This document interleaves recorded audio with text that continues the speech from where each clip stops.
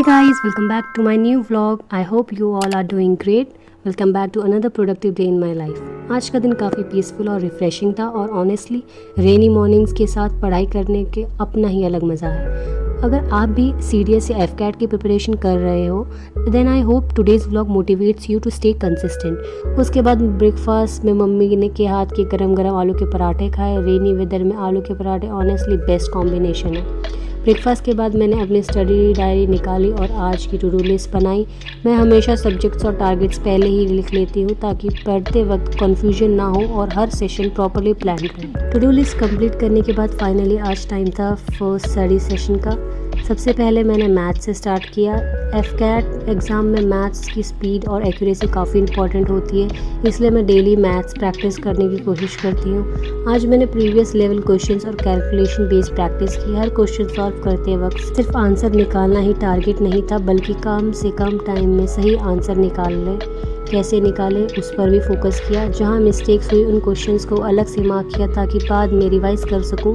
मुझे लगता है मैथ्स में इम्प्रूवमेंट का सिर्फ एक ही सीक्रेट है, डेली प्रैक्टिस और कंसिस्टेंसी। मैथ सेशन कंप्लीट होने के बाद मैंने इंग्लिश स्टार्ट की। इंग्लिश CDS और FCAT दोनों के लिए स्कोरिंग सब्जेक्ट है अगर वोकैबलरी और ग्रामर स्ट्रॉन्ग हो। सबसे पहले मैंने वोकैबलरी रिवाइज़ करी और ये देखो, ये मेरे वोकैबलरी का रजिस्टर है जिसमें मैंने पूरा एक रजिस्टर भर दिया इंग्लिश के वर्ड से। हर वर्ड के साथ meaning, synonyms, antonyms, sentence and example लिखे हुए हैं। रोज़ थोड़ी थोड़ी वोकैबलरी रिवाइज करने से वर्ड्स नेचुरली याद रहने लगते हैं। काफ़ी देर कंटिन्यूसली पढ़ने के बाद मैंने एक शॉर्ट लंच ब्रेक लिया। लंच में मैं सैंडविच और एक कप चाय इंजॉय की। इतना सा ब्रेक लेने से माइंड फ्रेश हो जाता है और नेक्स्ट स्टडी सेशन के लिए एनर्जी भी मिल जाती है। ब्रेक के टाइम मैं यूजुअली फ़ोन अवॉइड करती हूँ क्योंकि उससे ब्रेक कब लंबा हो जाता है पता ही नहीं चलता। लंच के बाद फ्रेश माइंड के साथ वापस स्टडी टेबल पर बैठ गई और बायोलॉजी स्टार्ट की।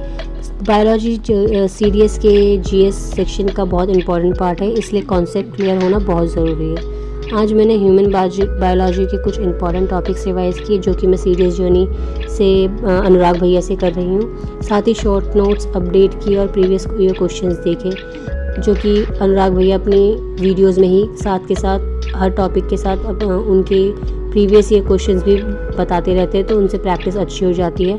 मैंने थ्योरी पढ़ते वक्त खुद से कॉन्सेप्ट एक्सप्लेन करने की भी कोशिश करती हूँ क्योंकि उससे टॉपिक और अच्छे से याद रहता है। दिन का लास्ट स्टडी सेशन था पॉलिटी का। एंड ऑफ द डे मुझे थ्योरी सब्जेक्ट्स पढ़ना ज़्यादा कंफर्टेबल लगता है। मैं इंडियन कॉन्स्टिट्यूशन के important articles, fundamental right, DPSP, parliament से रिलेटेड कुछ टॉपिक रिवाइज किए। साथ ही प्रीवियस ईयर क्वेश्चन सॉल्व किए ताकि पता चलता रहे कि एग्ज़ाम में किस टाइप के क्वेश्चंस रिपीट होते हैं। पॉलिटी एक ऐसा सब्जेक्ट है जिसमें रेगुलर रिवीजन बहुत ज़रूरी होता है, वरना फैक्ट्स ईजिली भूल जाते हैं। जब मैं अपनी टू डू लिस्ट को दोबारा देखा और सारे टास्क टिक किए तो ऑनेस्टली एक अलग ही सेटिस्फैक्शन फील हुई। हर दिन परफेक्ट नहीं होता और हर दिन 12 से 14 घंटे पढ़ना भी पॉसिबल नहीं होता, लेकिन अगर हम रोज़ थोड़ा भी ऑनेस्टली पढ़ें और कंसिस्टेंसी मेंटेन रखते हैं तो वही छोटे छोटे एफर्ट्स फ्यूचर में बड़े रिजल्ट्स लेकर आते हैं। आज का स्टडी सेशन यही कंप्लीट होता है। अगर आप भी CDS, FCAT या किसी भी कॉम्पिटिटिव एग्ज़ाम की प्रिपरेशन कर रहे हो तो याद रखो कि कंपैरिजन से ज़्यादा कंसिस्टेंसी मैटर करती है। अपने गोल्स पर फोकस करो, डिस्ट्रैक्शंस को अवॉइड करो और बस हर दिन अपना बेस्ट करने की कोशिश। आई होप मेरा आज का स्टडी व्लॉग पसंद आया होगा और अगर इस वीडियो को आप थोड़ी भी मोटिवेशन दी हो तो वीडियो को ज़रूर लाइक करना, चैनल को सब्सक्राइब करना और कमेंट करके बताना कि आज आपने कितने आज स्टडी की एंड किस एग्ज़ाम की प्रिपरेशन कर रहे हो। Thank you so much for watching. मिलते हैं नेक्स्ट प्रोडक्टिव स्टडी व्लॉग में। Till then keep studying, stay consistent, stay discipline and never give up on your dreams. Bye guys, take care.